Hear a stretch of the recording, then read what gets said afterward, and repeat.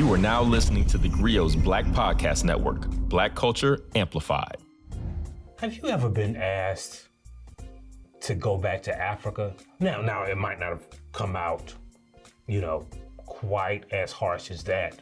Maybe they asked you if you have so much problems with this country, why don't you leave it? Or why don't you support the ideas of America? Or,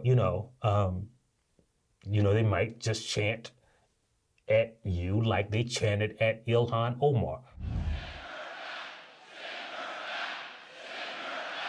Everybody, if you're Black, has been asked this question.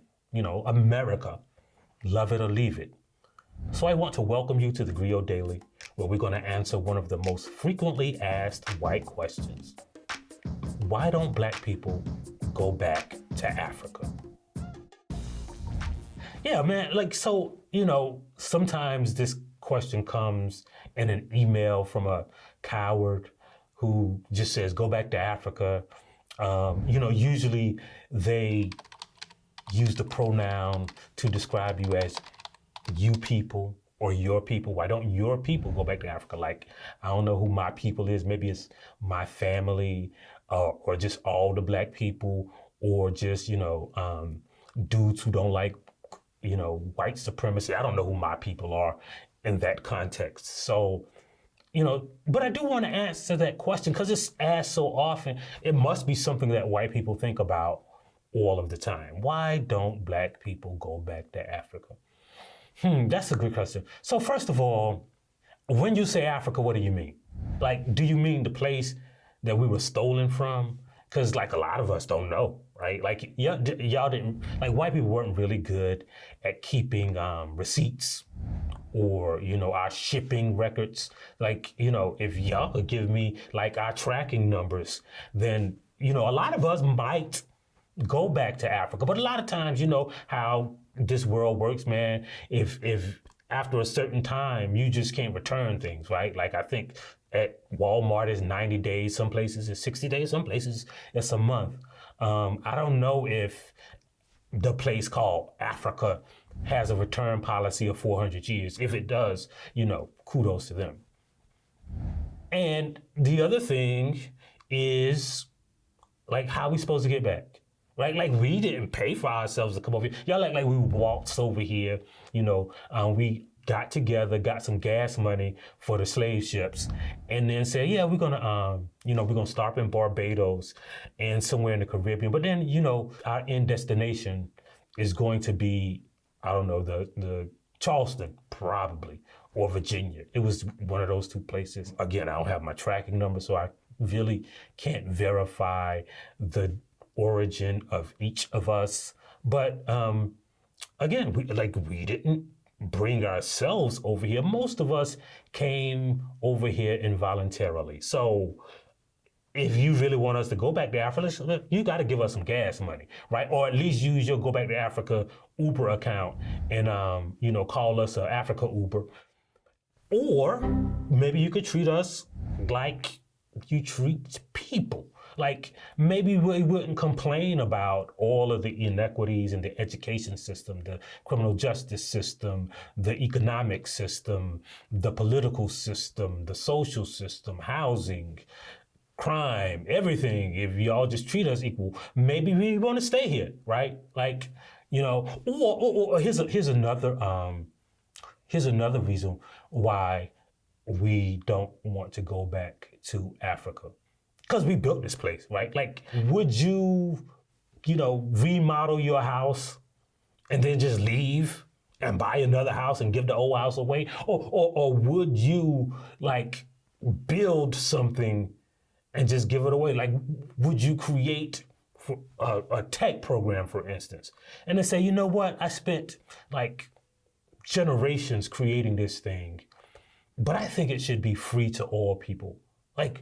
Now we ain't gonna get this country away after we built it, after we showed y'all how to create a multiracial democracy, after we showed y'all how to raise crops, after we gave y'all our intellectual property, our art, our music, our history, our our gospel songs, how to clap on beat, like, I don't know, 50-something Super Bowls, almost every NBA championship, some World Series. Why are we gonna go back and let y'all have all of that and say y'all won it? Like, y'all get to keep the gold medals too in the Olympics? Do y'all get to keep or we got to take will that fit, all of that fit on the Go Back to Africa cruise line? Hey, do we get to keep like all of the money that we've generated for y'all? Do we get to keep the intellectual property for the music y'all stole, right? Do we get to take back to Africa like our fashion, and y'all just gonna wear like clogs and, you know, bell bottoms from now on? Do we get to take back all of the stuff that we invented? So y'all can't have no light bulbs if we go back to Africa, because we complained about it, right? Like, y'all can have light bulbs, y'all can have computer monitors, the space flight belongs to us too, because we helped with that. You know, like, if we're going to erase all of the stuff that we did since we came here to Africa, so we get to keep the free. Oh, y'all can't eat no rice. Y'all can't eat no sweet potato pies, no sweet potato lattes, no pumpkin pie, none of that, no okra, no fried chicken. So we get to take all of the profits from like Kentucky Fried Chicken if we go back to Africa, right? What else can we take back, man? Because I'm not being petty or bitter or anything. I'm just trying to figure out like my packing list, because I'm gonna need like a lot of big boxes. I'm trying to think of all the stuff that we get to take back, right? Like all them Grammys, all them Oscars, all of the songs that y'all dance to. Like, how do we pack up a dance, right? But we won't take them. Y'all got to do like those line dances that they do on country music television, which we kind of invented because we invented the country music. But, you know, y'all can't have country music because we invented the guitar and the banjo. Damn, what y'all gonna listen to? Like accordion shit? But we gonna pack up all the music and take with us. So we better not catch y'all rapping if we go back to Africa. Or perhaps what y'all can do is leave this to us, like, cause it's so much trouble for us to pack up all of that stuff. Maybe y'all can go back to, I don't know where y'all come from, white people stand, cause, you know, like, since Africa is a big place, y'all can go back to Europe or wherever y'all come from.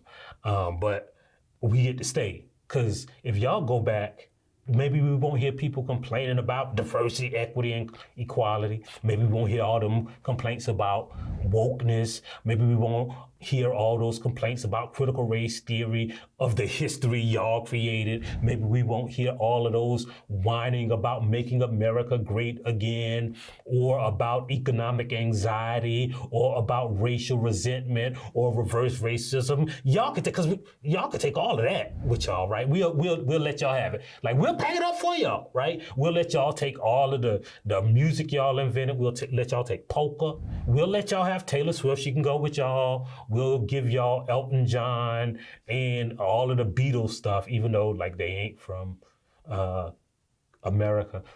Take them with y'all. Y'all have them. We'll take Outkast. Y'all keep the Beatles. That's an even trade. Oh, y'all can take like the slavery stuff with y'all, and then like unequal education or made up history. How about y'all take like herding people into certain spaces, like segregation, like Jim Crow, like reservations, like Hispanic neighborhoods. Y'all can take all of that with y'all. Y'all can take your food, you know, like scones, bagels, English muffins. Take that with y'all, right? Y'all can take all of the stuff that white people have given to America, like the dumb parts of the Constitution, the dumb parts of the laws, like anti-trans laws, anti-black laws. Y'all can take all of that. And we'll start from zero. Like, if y'all go, it might hurt us, but we'll start over. And at the very least, y'all won't have to hear us worry about anything. Or we'll just go back to downloading the Grio app. We'll go back to telling our friends about this podcast. We'll go back to subscribing on whatever platform you use. And we'll just keep ignoring frequently asked white questions and end every day with a saying from Black America. And today's saying is to all white people who wonder why we don't go back to Africa. And that saying is, we don't want to keep running in and out y'all dough. We'll see you next time on the Grio Daily.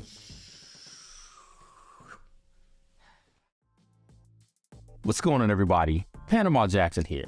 And since we're talking about Africa, allow me to encourage and suggest that you go check out an episode of Dear Culture titled Africa Amplified, from Ghana to New Jersey and beyond. It's where I sat down with my wife, who's from Ghana, and we had an interesting conversation about her journey from moving from Ghana at 11 years old to New Jersey and eventually on to Howard University and setting up organizations here in Washington, D.C., and how all of these different parts of her experience helped impact her identity and helped influence the way that she views even African and African-American relations at this point in her own life. It's really a fascinating conversation, so I would encourage you to check that out. I really enjoyed the conversation, and I think you'll get something out of it. So let's get back to the Grio Daily, though. Here's another gem from Michael's mother, Mama Harriet. This is Dorothy Harriet, mother of Michael Harriet. The favorite thing was Mama told me. One of the things we talked about all the time is that if it can be done, if anybody can rig it up, my mom can rig it up. So his mom is rigging this up. So one thing that I remember most is that I always told him when he started a task, read your directions and know what you're supposed to do next. And that way you can complete the task. Now, what comes to my mind is that the day I tried to tell him how to change a tire on a car, we were en route from Hartsville, South Carolina to Camden, had a flat tire, and the person that was driving the car was not able to change it. So we were going to let Michael change the tire for his first time. He got out and started trying to take the tire off and put the tire on and didn't know what to do. So I said, Michael, think about it. What's next? Think about what comes next. And he always said, Mama, you always tell me that. That's right. Think what the next step is, and then you can complete the task. So he completed the task. He changed the tire, got it off and on perfectly. So that's the first thing that comes to my mind about I told him all the time. He always said, Mama done told me, Mama done told me. If you like what you heard, please give us a 5-star review, download the Grio app, subscribe to the show, and share it with everyone you know. Please email all questions, suggestions, and compliments to podcast@thegrio.com. I'm political scientist, author, and professor Dr. Christina Greer, and I'm host of the Blackest Questions on the Grio's Black Podcast Network. This person invented ranch dressing around 1950. Who are they? I have no idea. This all began as an exclusive Black History trivia party at my home in Harlem with family and friends. And they got so popular, it seemed only right to share the fun with our Grio listeners. Each week, we invite a familiar face on the podcast to play. What was the name of the person who was an enslaved chief cook for George Washington and later ran away to freedom? In 1868, this university was the first in the country to open a medical school that welcomed medical students of all races, genders, and social classes. What university was it? This is why I like doing stuff with you, because I leave educated. I was not taught this in Alabama public schools. Question number 3, you ready? Yes. Let me try to redeem myself. How did we go from Kwanzaa to these obscure? Sport, darling. This is like the New York Times crossword from a Monday to a Saturday.